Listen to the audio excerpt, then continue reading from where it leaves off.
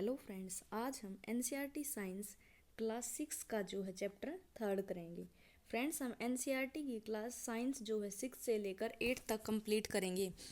इसकी चैनल पर प्लेलिस्ट जो है बनी मिलेगी आपको। 2 चैप्टर हम पहले कर चुके हैं और आज हम इसका 3rd चैप्टर कर रहे हैं।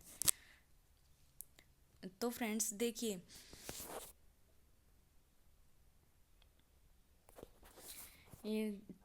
हिस्ट्री और ज्योग्राफी की 6th 7th 8th क्लास की बुक हम पहले कर चुके हैं। अगर आप उन सभी के चैप्टर्स पढ़ना चाहते हैं तो चैनल पर प्लेलिस्ट बनी हुई है, वहाँ जाके आप पढ़ सकते हैं। तो आज हम करेंगे 3rd चैप्टर 6 क्लास का, तंतु से वस्त्र तक, यानी कि तंतुओं से वस्त्र कैसे बनते हैं। तंतु क्या होते हैं?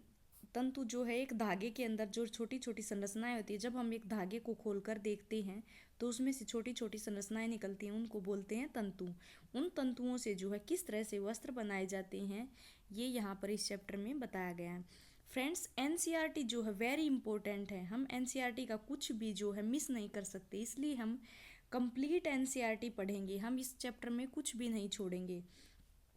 देखिए, C TET, H TET, K V S, D triple S B सभी के लिए जो है ये चैप्टर वेरी इंपॉर्टेंट है। तो इस चैप्टर को फ्रेंड्स ध्यान से पढ़िए। यहाँ से के वी एस 2023 में भी क्वेश्चन पूछे गए हैं, तो हम इस चैप्टर को ध्यान से पढ़ेंगे। पहेली और बूझो ने अपने स्कूल में आयोजित की गई विज्ञान प्रश्नोत्तरी प्रतियोगिता में प्रथम पुरस्कार जीता। वे दोनों अत्यधिक उत्तेजित थे और उन्होंने प्राप्त हुई पुरस्कार राशि से अपने माता पिता के लिए वस्त्र खरीदने का निश्चय किया। वे कपड़े की दुकान पर वस्त्र सामग्री की विस्तृत विविधता देखकर उलझन में फंस गए। दुकानदार ने उन्हें समझाया कि कुछ कपड़े तथा वस्त्र सूती हैं तो कुछ संश्लिष्ट यानी कि कृत्रिम हैं। तो कृत्रिम को क्या बोलते हैं? संश्लिष्ट। उनके पास ऊनी मफलर तथा शाल भी थे। दुकान में बहुत सी रेशमी साड़ियाँ भी थी। पहेली तथा बूझो अत्यधिक उत्तेजित दिखाई दे रहे थे। उन्होंने इन विभिन्न कपड़ों को स्पर्श किया और उनके बारे में जानकारी प्राप्त की। अंत में उन्होंने एक सूती मफलर तथा एक सूती साड़ी खरीदी। कपड़े की दुकान का भ्रमण करने के पश्चात पहेली और बूझो ने अपने आसपास में विभिन्न प्रकार के वस्त्रों को ध्यान से देखना आरंभ कर दिया। उन्होंने यह देखा कि बेड शीट यानी कि बिस्तर पर बिछाने की चादर, ये देखिए, ये एक दुकान का चित्र जो है दिखाया गया है। जो उन्होंने चादर, कंबल, पर्दे, मेजपोश, तौलिए और झाड़न यानी कि डस्टर आदि ये सभी भिन्न भिन्न प्रकार के कपड़ों से बने हैं।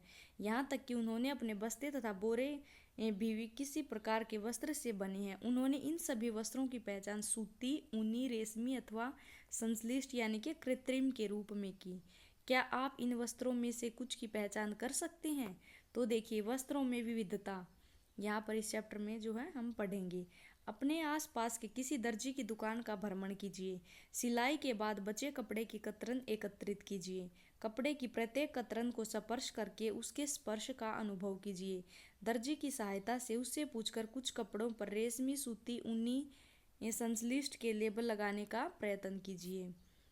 क्या आप जानते हैं कि ये विभिन्न कपड़े किस प्रकार बनते हैं? जब आप किसी कपड़े का अवलोकन करते हैं तो वह एक सतत टुकड़ा प्रतीत होता है। अब इसे ध्यान से देखिए। आपने क्या देखा? देखिए, क्रियाकलाप 2, सूती कपड़े का वही टुकड़ा चुनिए जिस पर आपने क्रियाकलाप 1 में लेबल लगाया था। इसके एक सिरे पर कोई ढीला धागा तथा धागा ढूंढने का प्रयास कीजिए। इसे बाहर खींचिए। ये देखिए, अब यहाँ पर तंतु के बारे में बताया गया। फ्रेंड्स, इसको ध्यान से पढ़िए। देखिए, यदि कोई ढीला, ये देखिए, कपड़े से कोई तंतु या धागा खींचते हुए, ये कपड़ा है, इसमें से एक धागा निकला और इस धागे को जब हम खोल के देखते हैं तो उसमें से कुछ संरचनाएं निकलती हैं जिन्हें कि तंतु कहते हैं। धागा दिखाई न दे तो पिन अथवा सुई की सहायता से आप एक धागा धीरे धीरे बाहर खींच सकते हैं। हम यह देखते हैं कि तागों को एक साथ व्यवस्थित करने पर वस्त्र बना है। ये तागे किससे बनते हैं? तो देखिए, तंतु, तागे जो हैं तंतुओं से बनते हैं। अब हम तंतु के बारे में पढ़ेंगे। किसी सूती कपड़े के टुकड़े से कोई तागा बाहर निकालिए। इस तागे के टुकड़े को मेज पर रखिए। इस तागे के टुकड़े के एक सिरे को अपने अंगूठे से दबाइए। तागे के दूसरे सिरे को इसकी लंबाई के अनुदिश, देखिए जैसा कि इस चित्र में जो है, इस चित्र में दिखाया गया है, नाखून से खरोंचिए। क्या आप इस सिरे पर यह देखते हैं कि तागा पतली लड़ियों में विखंडित होता है? तो देखिए, जब हम तागे को ऐसे करते हैं तो वो पतली लड़ियों में जो है विखंडित हो जाता है। सुई में तागे को पिरोने यानी कि डालने का प्रयास करते समय भी आपने ऐसा ही प्रेक्षण किया होगा। कई बार तागे का यह सिरा कुछ पतली लड़ियों में पृथक हो जाता है। ऐसा होने पर तागे को सुई के नाके से गुजारना कठिन हो जाता है। तागे की ये दिखाई देने वाली पतली लड़ियां भी और अधिक पतली लड़ियों से मिलकर बनी होती है, जिन्हें तंतु कहते हैं। तो तंतु फ्रेंड्स किसको कहते हैं? जो धागा जो होता है वो जो है पतली पतली लड़ियों से, पतली देखिए जैसे इसमें दिखाया गया, पतली पतली लड़ियों से मिलकर बना होता है। इन लड़ियों को ही जो है तंतु कहते हैं। तो इन तंतुओं से जो है धागे बनते हैं। वस्त्र तागों या धागों से मिलकर बनते हैं तथा तागे भी आगे तंतुओं से मिलकर बनते हैं। ये तंतु कहाँ से आते हैं? तो फ्रेंड्स मेन बात ये है कि ये तंतु आते कहाँ से हैं। देखिए हम उसके बारे में यहाँ से पढ़ेंगे। कुछ वस्त्रों जैसे सूती, जूट, रेशमी तथा ऊनी के तंतु पादपों तथा जंतुओं से प्राप्त होते हैं। तो किससे प्राप्त होते हैं? जंतुओं से। और कुछ तंतु जो है पादपों से प्राप्त होते हैं। जो पादपों और जंतुओं से जो हमें प्राप्त होते हैं इन्हें प्राकृतिक तंतु कहते हैं। तो प्राकृतिक तंतु क्या होते हैं? जो पादपों और जंतुओं से हमें प्राप्त होते हैं। रुई तथा जूट यानी कि पटसन पादपों से प्राप्त होने वाले तंतुओं के उदाहरण हैं। तो पादपों से प्राप्त होने वाले तंतुओं के उदाहरण कौन कौन से हैं? रुई है, जूट है, जिसको हम पटसन बोलते हैं, ये जो हमें पादपों से प्राप्त होते हैं। ऊन तथा रेशम जंतुओं से प्राप्त होते हैं। तो पादप तंतु कौन कौन से हैं? रुई और जूट। और ये जंतुओं से प्राप्त होने वाले तंतु कौन कौन से हैं? ऊन और रेशम। ऊन भेड़ तथा बकरी की कर्तित ऊन से प्राप्त होती है। इसे खरगोश, याक, ऊंट के बालों से भी प्राप्त किया जाता है। तो ऊन को किस किस से प्राप्त करते हैं हम?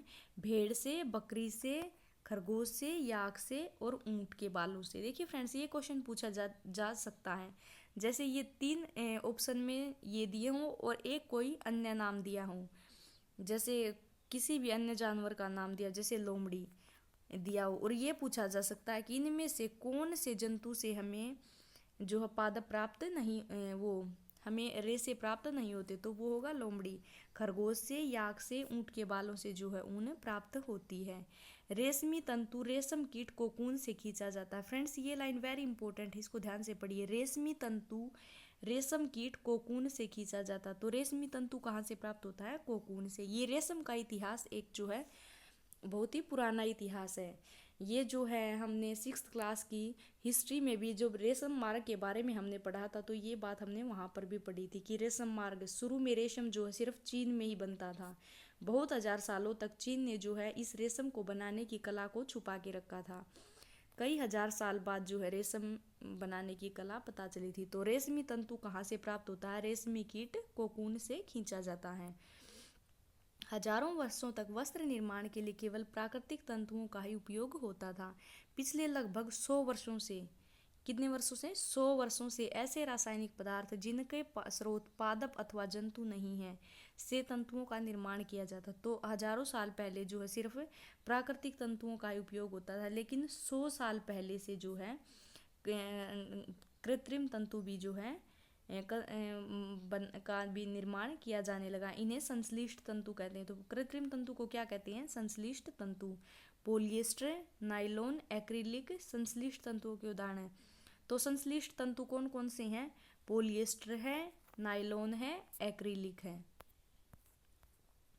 ये देखिए इस तरह के वस्त्र जो है पहले योद्धा पहनते थे, आजकल इन्हें संग्रहालयों में देखा जा सकता है। कुछ पादप तंतु। तो पादप तंतुओं के बारे में हम पढ़ेंगे।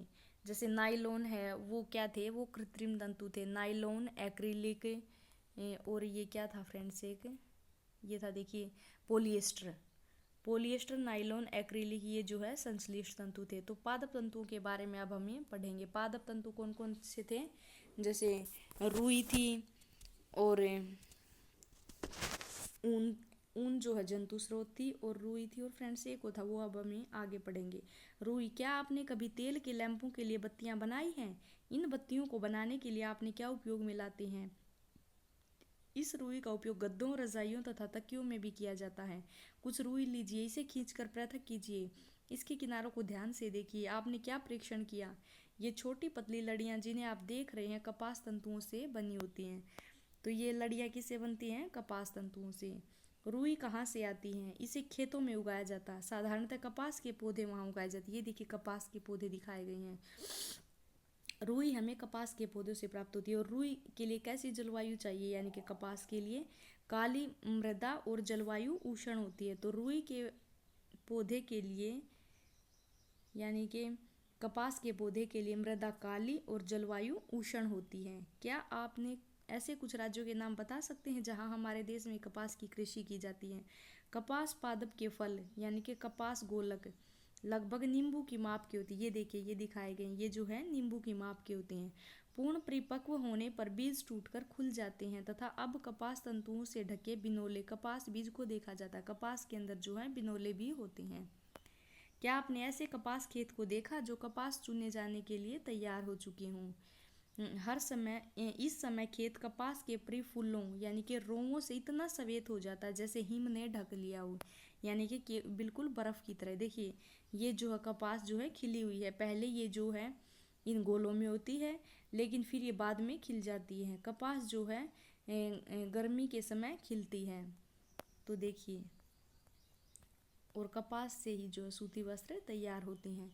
साधारणतः इन कपास बोलों से कपास को हस्त चयन द्वारा प्राप्त किया जाता है, यानी कि हाथ से जो है इनको चुना जाता है। इसके पश्चात कपास से बीजों को कंकतन द्वारा पृथक किया जाता है। कपास के अंदर जो बीज होते हैं, यानी कि बिनोले होते हैं, उनको जो है पृथक किया जाता है। इस प्रक्रिया को कपास ओटना कहते हैं। तो कपास ओटना किसे कहते हैं? जब कपास से बीजों को कंकतन द्वारा पृथक किया जाता है। पारंपरिक ढंग से कपास हाथों से ओटी जाती थी, यानी कि पहले समय में जो कपास ओटने का काम हाथों से होता है। आजकल कपास ओटने के लिए मशीनों का भी उपयोग किया जाता है। ये देखिए, कपास की को ओटते हुए इस चित्र में दिखाया गया है। अब जो है पादप स्रोतों में पहले हमने पढ़ा रुई, और अब हम पढ़ेंगे जूट, यानी कि पटसन। जो है पटसन तंतु को पटसन पादप के तने से प्राप्त किया जाता। तो वो तो जो है उसके फूलों से प्राप्त होती थी, और जूट पटसन जो है पटसन के तने से हमें प्राप्त होती है। भारत में इसकी खेती वर्षा ऋतु में की जाती है। भारत में पटसन को प्रमुख रूप से पश्चिम बंगाल, बिहार, असम में उगाया जाता है। तो पटसन को कहाँ पर उगाया जाता है? पश्चिम बंगाल में, बिहार में और असम में। फ्रेंड्स, इसको याद रखिएगा, पश्चिम बंगाल, बिहार, असम में जो है पटसन को उगाया जाता है। सामान्यतः पटसन पादप फसल को पुष्पन अवस्था में काटते हैं।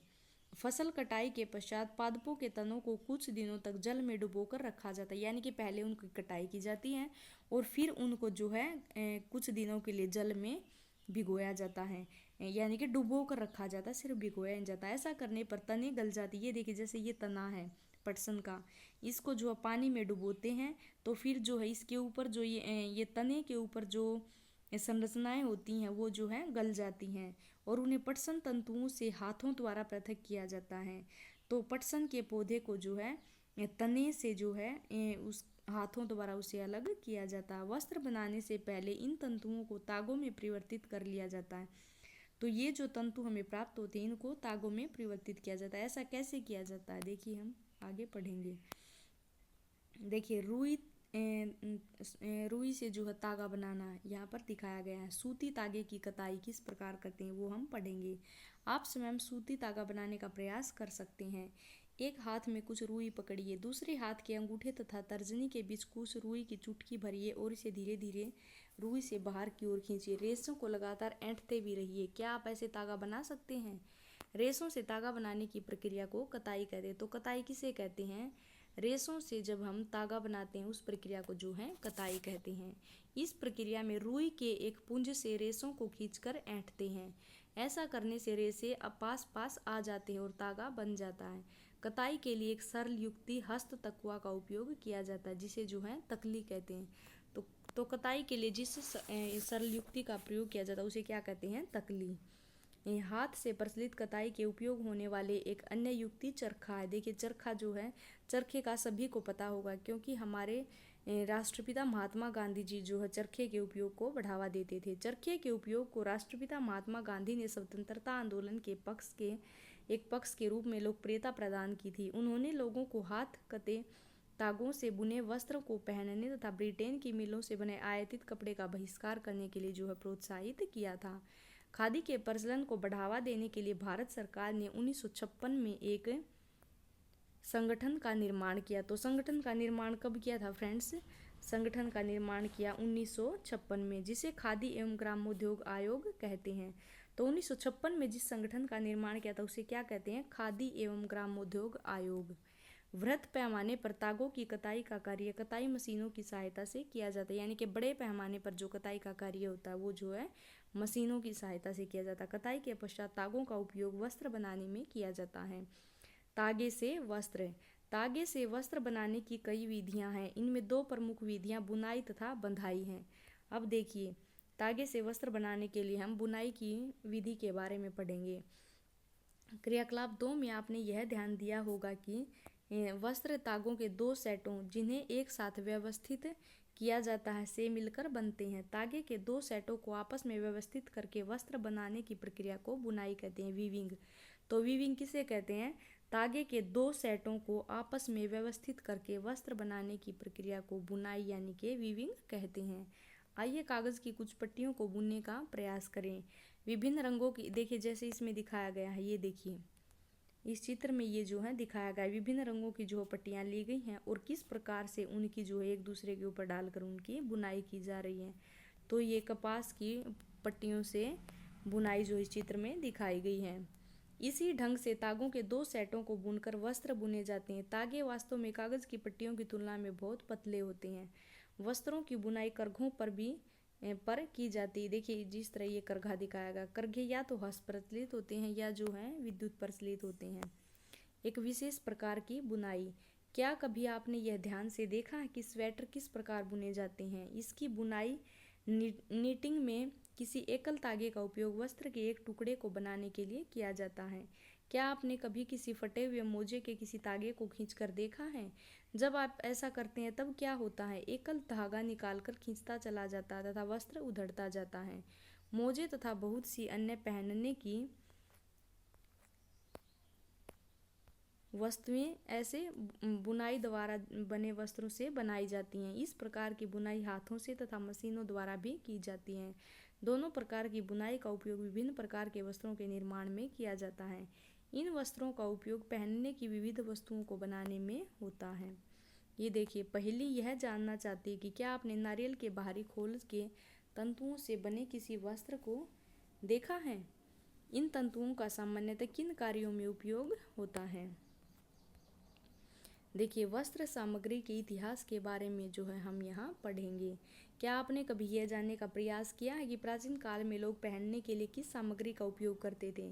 वस्त्रों के विषय में पूर्व प्रमाणों से ऐसा प्रतीत होता है कि प्रारंभ में लोग वृक्षों की छाल यानी कि वल्क किसको कहते हैं? वृक्षों की छाल को बड़ी बड़ी पत्तियों अथवा जंतुओं की चर्म और समूर से अपने शरीर को ढकते थे।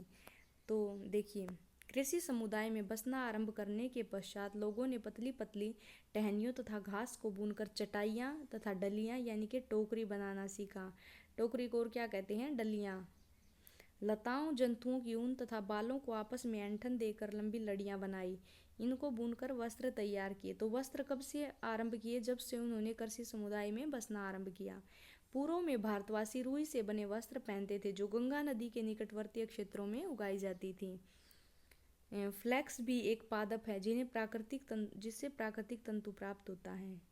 तो क्या है? फ्लैक्स भी जो है एक पादप है जिससे प्राकृतिक तंतु प्राप्त होता है। प्राचीन मिस्र में वस्त्रों को बनाने के लिए रुई तथा फ्लैक्स की कृषि नील नदी के निकटवर्ती क्षेत्रों में की जाती थी। तो रुई तथा फ्लैक्स की कृषि कहाँ पर की जाती थी? नील नदी के निकटवर्ती क्षेत्रों में की जाती थी। उन दिनों में लोगों को सिलाई करना नहीं आता था। उस समय लोग अपने शरीर के विभिन्न भागों को वस्त्रों से आच्छादित कर लेते थे।